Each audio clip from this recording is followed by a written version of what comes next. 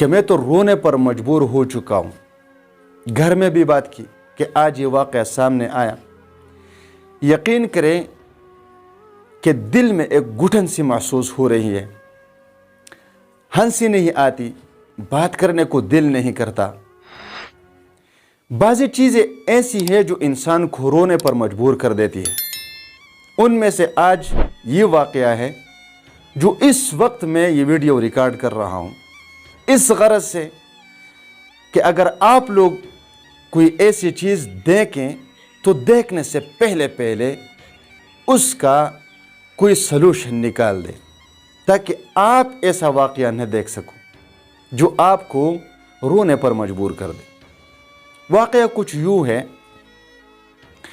आज एक छोटी सी बच्ची 3 या 4 साल की एक बच्ची या ज़्यादा से ज़्यादा 5 साल की एक बच्ची एक दुकानदार के पास आई और उस दुकानदार से कहने लगी, अंकल जी मुझे 100 रुपए के चावल दो, और वो भी उधार, पैसे नहीं है मेरे पास।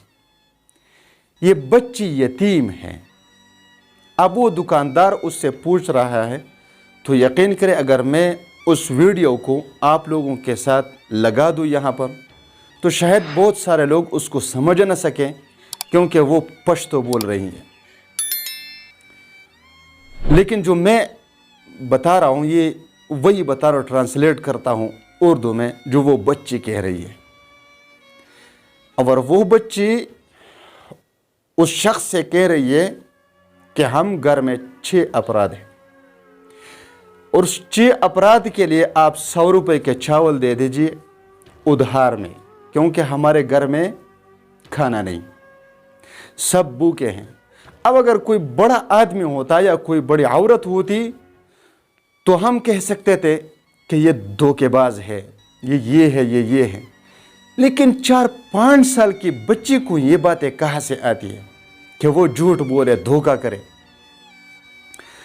तो उसने उससे कहा कि मेरे पास बिजली का बिल आया है और अम्मी के पास उसके पैसे अदा करने के लिए नहीं, और पानी का बिल आया है उसके लिए भी मेरी अम्मी के पास पैसे नहीं है, घर का किराया है उसके लिए मेरी अम्मी के पास पैसे नहीं है। तो वो शख्स उससे पूछने लगता है कि आप पर और क्या क्या कुछ गुजर जाता है घर में।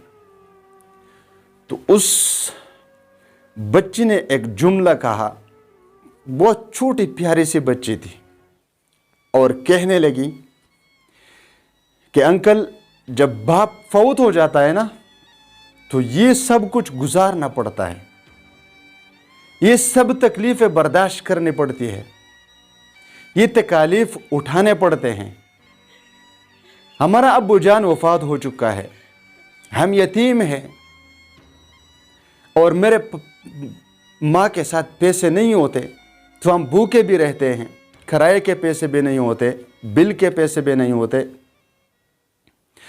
अब उस दुकानदार पर कुर्बान जाऊं, दिल दुआएं देने लगता है कि उसने पैसे दिए, चावल के लिए भी नकद पैसे भी दिए, किसी के हवाले करके ये बच्ची ले जाओ, चावल भी वहाँ पर पहुँचा दो, ये पैसे भी इसकी माँ को पहुँचा दो। तो इस वाक़े को बयान करने का एक मकसद है, और मकसद ये है कि पाकिस्तान का आजकल बुरा हाल है। लोग चीखते हैं, चिल्लाते हैं, भूख से, बिजली के बिलों से, महंगाई से परेशान हैं।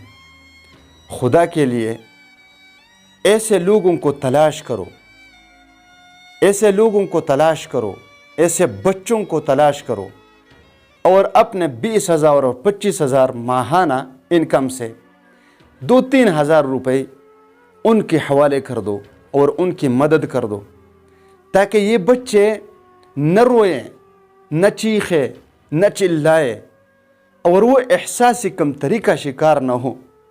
ऐसे लोग, ऐसे बच्चे फिर जरायम में पड़ जाते हैं, धोखा भी देते हैं, चोरी भी करते हैं, जिना की तरफ भी जाते हैं, कत्ल गारत की तरफ भी जाते हैं।